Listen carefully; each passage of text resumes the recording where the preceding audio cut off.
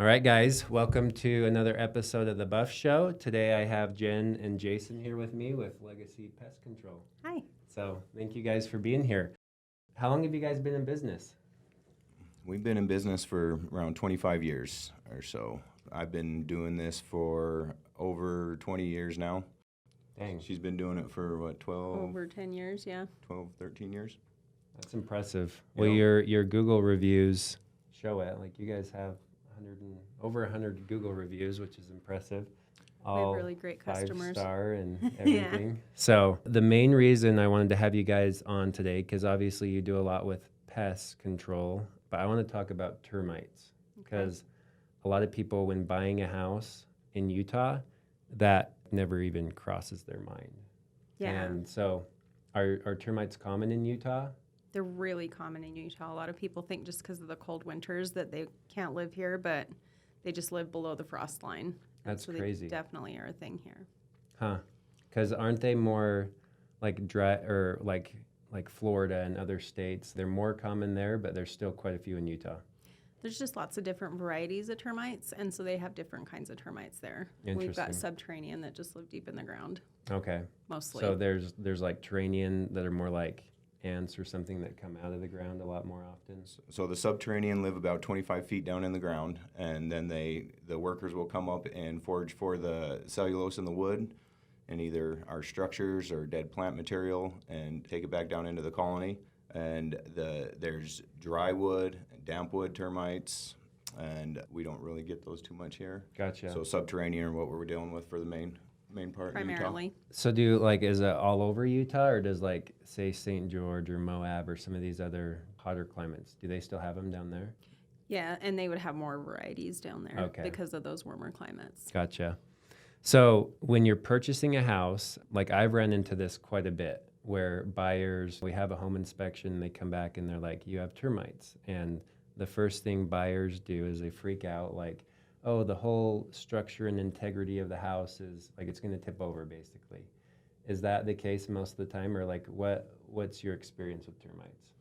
So that in Utah, we don't see it where the house is going to fall over or anything like that. We do see structural beams that have been hollowed out and had quite a bit of damage done to them. But for the most part, if you replace a few beams, or some people have had to do subfloors in older homes where there's crawl space with dirt in the ground. But for the most part, it's repairing wood here and there. Yeah. It's not like, it's not something that you're going to have to knock the house over for or anything for the most part in Utah that we've seen. So it's a lot of sporadic damage throughout the house. And I think that's what I've seen too. All the homes that I've sold that have had termite damage in them, it's like you'll see a little bit, just signs of it, but they haven't even gone through. It's mostly surface damage. Like almost like cosmetic. Kind of. Yeah, like cosmetic damage that you see. So I had a rental property and we had tenants call us and they're like, the walls are getting these weird lines in them. And I'm like, that's weird. And it was like every day it was kind of changing.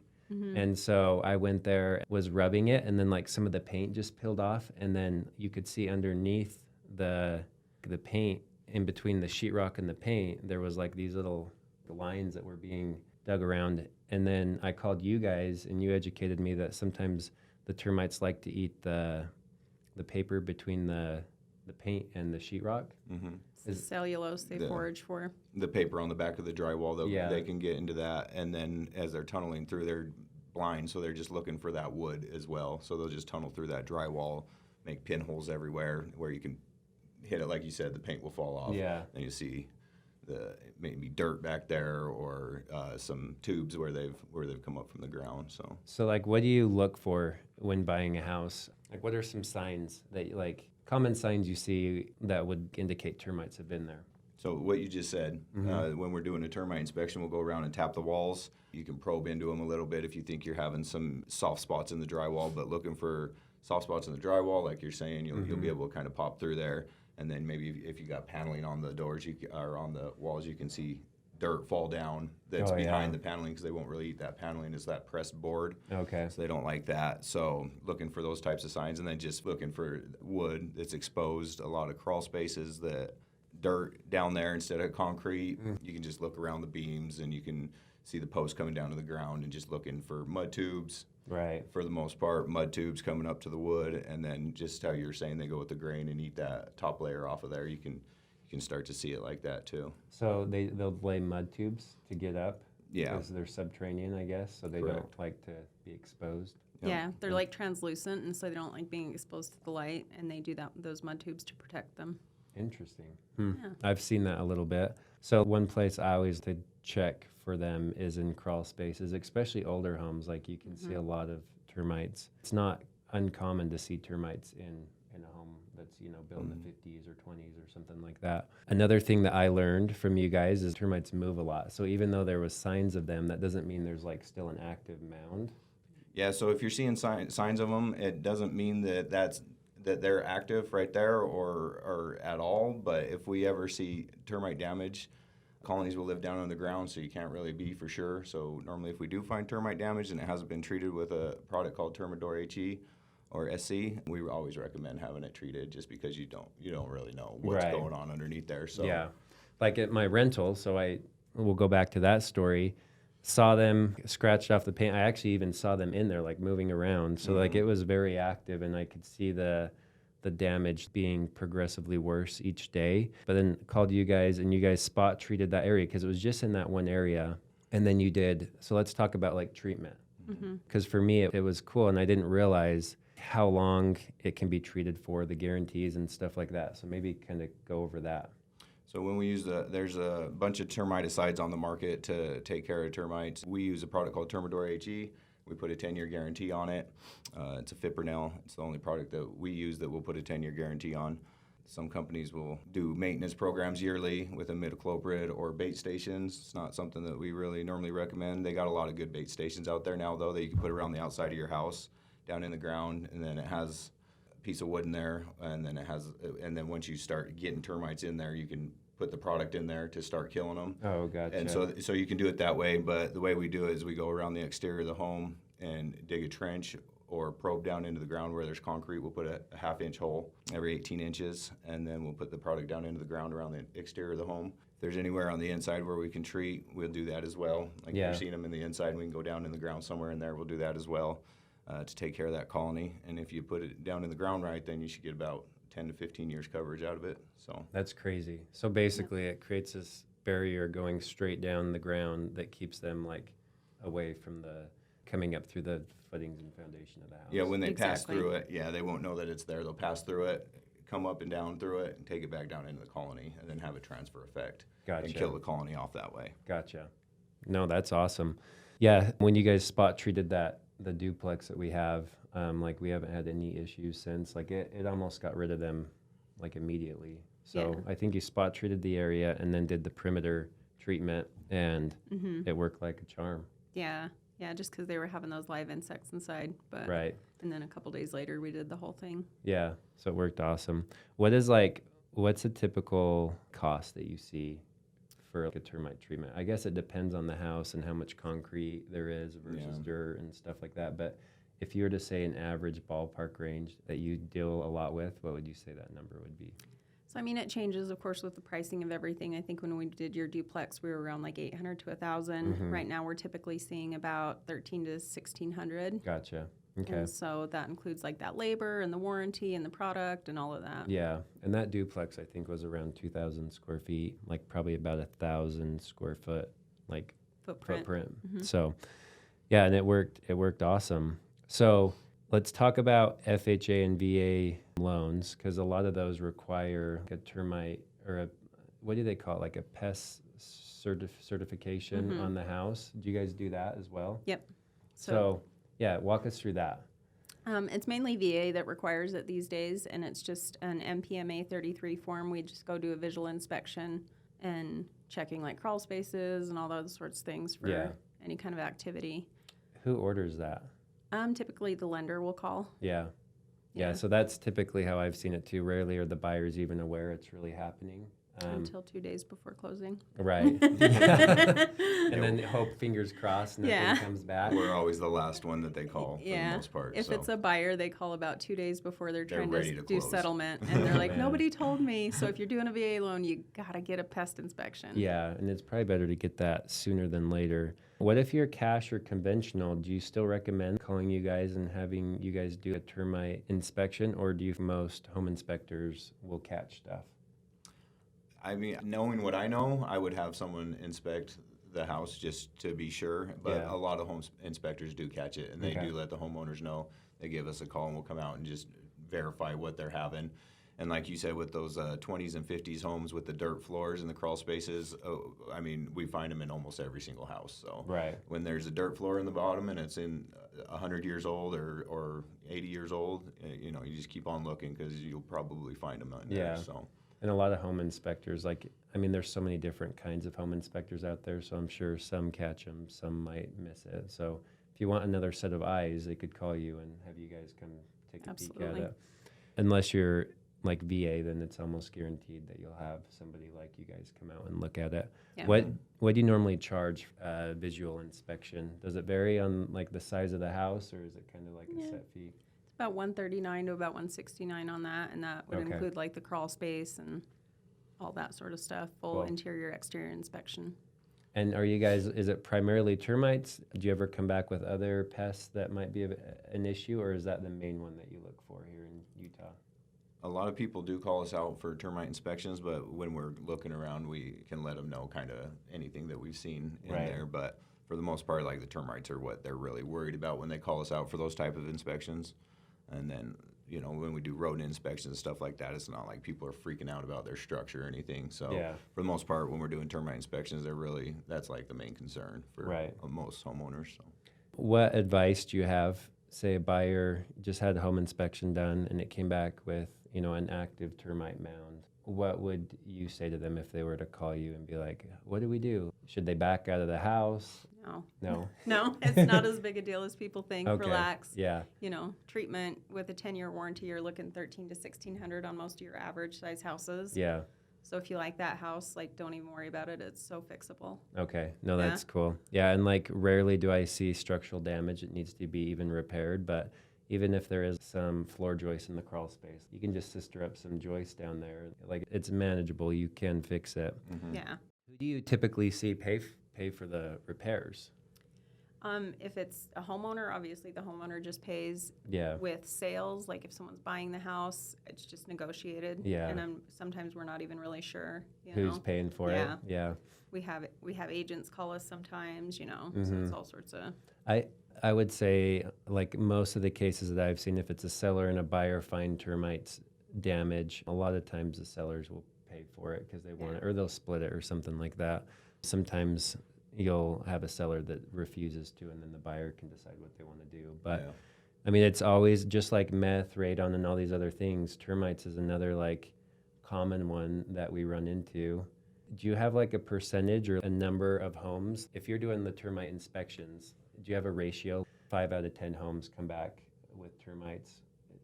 Is there a number like that you see commonly? So the older homes, like he said, I mean, if there's wood beams into that dirt crawl space, like Almost guaranteed. 8 out Almost of every- 10, you're yeah, gonna find almost them. every time. Yeah, 90% Unless of the they've time. been treated. Yeah. The newer homes, it's not quite as common, Yeah. you know. Well, I was telling you, an inspector friend of mine just like yesterday, I think, he posted on his social media, he was inspecting a multi-million-dollar home, and it had a lot of termite damage and Yeah. pretty bad. I'll have to link it in the video, but it was, it was impressive. Like beams and it was like the pony walls in the basement and crawl space. It was impressive. But yeah, so I guess just keep an eye out on all homes, but especially Yeah. those older homes. Definitely. It seems like you'll always find a little bit here and there. And it's interesting how they move around. They could be there for a week and then be gone, and you might not ever have a problem again. But it's good if you guys have that spot treatment, like you just have it done and you don't have to worry about it for a long time. So that's awesome. What other services do you guys offer? Well, we do anything with pests. So we spray houses for spiders and ants and just your common pests, where we do around the house and the yard, inside, outside. take care of rodents. I mean, pretty much raccoons. Oh, that's crazy. That's Yeah. cool. Good to know. Almost anything, birds, Yeah. bats. Do I've- bird exclusion, you know. I've had clients with like raccoons in their chimneys and stuff, Mm-hmm. multiple raccoons Yeah. right here in Ogden. And then my mother-in-law in Hennifer, she just had a massive issue with bats in her attic. Yeah. So you can do that too? Yeah, there's a certain time of the year that you're not supposed to mess with them when the babies are in there, when the babies are flightless. Yeah. And so summertime, I believe it's through Just during their breeding season, you June can't through really. August. Yeah, because they're protected. So it's like Yeah. this They are. whole long process Protected. that you're like, man, like I can't just, So if you had Can't them even last mess year, with 'em. now's the time to get those holes sealed up. okay. They'll fly in those vents. I mean, it's crazy. I see them flying just around Ogden at night. So like, do they leave in the wintertime or what happens in the wintertime? No, they'll be up there. They'll be in your roof all year round, Okay. or wherever they're hanging out. And then it's just that certain time of the summer when the babies are flightless. So if you seal them up, or you start trying to get them out of there, because you can't kill them, so you just kind of, there's a sock that you can put on the hole, and then they fly out, and then they can't get back in, Okay. and then you seal up the hole. But if you do that and the babies are in there, then they all die, and, Gotcha. and so you just can't mess with them at a certain time of year. That's But crazy. Right now, you could get them out of there, seal up the hole. You just can't kill them or anything like Gotcha. that. So basically you catch them as they're leaving and get rid of them. And then once they're all out, you seal up the hole. And Yeah. It's like a one-way door. They can fly out, but they just can't get back in. And then Gotcha. they just got to find somewhere else to live, and we're not killing them. Yeah, that's So, crazy.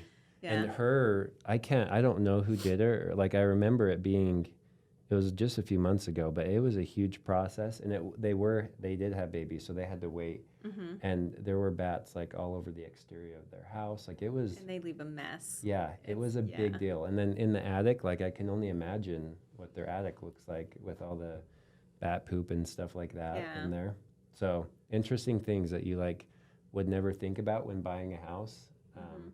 But I guess that's another thing that you could catch on that visual Yeah. inspection type Yeah. deal. You'll see their droppings a lot of times on the porch, and you'll think, oh, it's like a mouse, but it's bigger than a mouse, and it's up on a ledge or Yeah. something like that. That's And so crazy. that's a lot of times bats. Crazy. And then what about like rats and rodents? Do you Do see a ton of lot of that. issues with Mhm. those? Yeah, Yeah. every day, all day we get calls for rodents. All fall and winter. If you have a lot of people like investors and wanting to buy Airbnbs, it's a huge problem because the house sits vacant sometimes. Yeah. And so we have a lot of people that are like, my guests just called and we've got rodents. And Yeah, and that's a huge deal because I've seen that before. And you'll have renters call saying, hey, we've spent all this money to be here for this weekend, and a mouse ran across the floor, give us a refund or something Yeah. like Yeah. that. yeah, So Yeah, the mitigation is well worth the expense in compared to the problems and negative reviews you would get yeah. on your house. So people with Airbnbs, that's a big concern. We're up there a couple of times a week at least in the Ogden Valley Wow. for Airbnbs, taking care of that. Is that like a spray, or like how do you deter, like, for the rodents. yeah, We mostly trap them and bait them. So okay, poison them. So we use bait stations around the outside of homes that will keep that bait secure and away from non-target animals and kids. Gotcha. Single feed bait as they're moving around the outside of the house. It'll help kill them that way.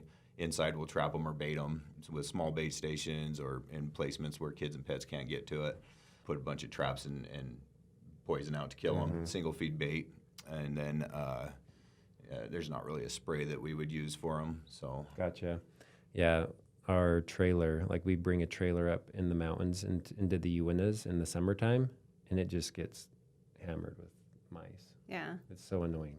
yeah. yeah, Well, and exclusion, like if you can figure out where they're coming in. You Yeah. know, we just had a property that we were at yesterday, and brand new house, you know, right by the dam, everything like that, and they're just sealing up as many holes as they can, because if you can keep them out, that's great too. Yeah, that's like the best Yeah, way to do it. Can't they fit through like tiny holes though? they Kind of can. like- It's tough on older houses, but newer houses, you know, they're sealed up pretty well, and so if you put mesh over, you know, any utility entrances or anything like that, just make sure your garage door seals are sealed up real well. Yeah, that'll keep them out. those are the Mhm. biggest. That Like can the new help a lot. houses have the sills that don't come across all the way, or where the AC lines running into your house. They leave a big gap around there. We see them going straight into your utilities and Oh, into yeah. your walls that way. Yeah. And so that happens a lot right there. So So we remodeled a house in Eden, tore off all the sheetrock, and they had blown in insulation, and there was just tunnels and dead mice and everything in there. It was so gross. Yeah. Yeah. Hopefully, when we did the remodel, it's sealed up well enough that they don't get back in. But yeah, that was a problem we were running into on Yeah. that one. But it was an 80s house, like probably just not sealed off the best. And Yeah, we see them in the attics, like all over the houses. So I don't know how they get up in the attic, but we see, like you're saying, the tunnels all over and Yeah. droppings and urine and crazy, up in the attics all the time and all over the house, really. So, just climbing walls. Yeah. So what you guys do, like weekly, monthly services? Obviously, you can work with buyers and helping them find any issues, but what other services do you offer? Do you have like the treatments that you just come and spray every month, or yeah, can you explain that? yeah, we do commercial accounts where they need preventative maintenance just monthly. Have us come out and we'll do treatments for rodents or for just your general insects, roaches and things like that as well. And then quarterly for residential, mostly we'll come out about every 3 months, take care of your general insects like that or your rodents, a few times a year or quarterly to refill those bait stations, or we just refill them when we come back to spray for you quarterly. And then we do like bed bug treatments that are just one-time services. We got bed bugs today we'll be doing. Wow. And that's just like a single treatment for the most part. If they need a follow-up treatment, a couple treatments. Gotcha. What about like are they voles or moles in the grass that eat it, kill people's? Do you Their guys do lawn. that? Yeah. And that's the same. It's just a rodent. It's just a field mouse. Okay. And so, yeah, we've got people up in the valley that have them so bad we're up there refilling their stations every other month in the winter. And Wow. That's crazy. so- When is like the best time to treat? Obviously, I think if I were to guess, wintertime is when you'd have the most rodent problems because they're trying to get into the warm, but not as Yep. many insect problems. Probably more rodent problems in the winter, and then in the summer is when you do a lot of the spiders and stuff like that. Mm-hmm. So we do the spiders and everything all year round still. ya? You know, the numbers just die down. Yeah. They just harbor throughout the home. People get ants in the winter still. Gotcha. And we have a lot of people like up in the Ogden Valley, they'll do a quarterly in the winter and then a monthly in the summer because like the box elder bugs and wasps and Yeah. different things like that. So let's do the box elder bugs because that's a big deal. It is. What what solutions do you have to offer about that, or is there? Got 'cause to there's- spray all yeah. the time. Yeah, we use a product that's microencapsulated, and so when we spray it, we'll hit the walls and like up into the trees. They like to be in the maple trees a lot. So Yeah. if you got some trees around the house, we'll hit up into the trees, kill them that way, and then use that microencapsulated product. And then as they land on it, it'll just keep killing them, Gotcha. absorb into their system and keep killing them. So it just kills them on impact. Like basically, if they're on it, it kills them. But does it deter them really? It's not. A It's deterrent. not like. Yeah. Not a Putting it's a them non-repellent. Yeah. Okay. So they don't even know it's there, and then once they land on it, it absorbs into their system and Yeah. kills them that way, or on contact when we spray on Okay. contact. So it's made to be a non-repellent. Same with the termiticide, so they don't even know that it's there. They crawl through it, and it kills them that way. Gotcha. Interesting. No, that's cool. They do have repellents and things like that too, though, but we don't use Too much of those. too much of those. Yeah. Okay. Mosquitoes? Have you done anything with those? Really? Wow, you guys do everything. Yeah. Yeah. So with mosquito, I mean, they're flying. Any kind of flying insect, you pretty much got to hit where they're breeding, Yeah. and that way it keeps those populations down around your property. Yeah. So if you have like wetlands or a pond or something like that. They'll Any breed in standing water you yeah. want to get rid of. the old tires you see them in, bird bath, ponds that don't have the filtration going, or even if they do. So they make products that you can put actually in the pond water that's safe for the fish. Oh, wow. And it'll help kill the larva in the That's standing crazy. water. And then use a mixture sprayer that will put out smaller droplets into the bushes up about so high, into the bushes and the grass and around the home. And so when they're trying to get that honeydew out of the bushes and the dew off of it, then it's when you kill them. Gotcha. So Huh, that's wild. And what about flies? Like if you have a horse property and you get a lot of flies, do you have solutions to that? So there's like a fly bait you can put on any animal excrement. That's where they're going to breed. Right. Dogs, horses, any of that. Yeah. And so just keeping that cleaned up and then spraying those with that bait so that they die off when they land on it and they're Gotcha. not able to breed as much. But with a horse property, it's hard. Yeah, it is. It is definitely harder. Yeah, my neighbor in the valley, he's awesome because he goes out and like shovels his horse poop every day and Aw, like keeps it clean. he is a I'm good like- neighbor. yeah, He is yeah, a very good he is neighbor. awesome. It's hard when you have animals. There's going to be a lot of flies. Yeah. Right. Yeah, we have goats and dogs and stuff. So, Yeah. but no, this has been very helpful. So, where can people find out more about you or get in contact with you? Our website, legacypestcontrolut.com or legacypestcontrolwy.com. We have a Wyoming location as well. Oh, sweet. And then about 8 locations up and down the Wasatch Front. So we serve from Logan to Provo right Cool. now, and then Yep. Wyoming. Awesome. And so our number is 801-779-3131 or legacypestcontrolut.com. Awesome. Well, thank you guys for coming on. It's been a pleasure. Thank Yeah, you for having us. so much. Perfect, guys.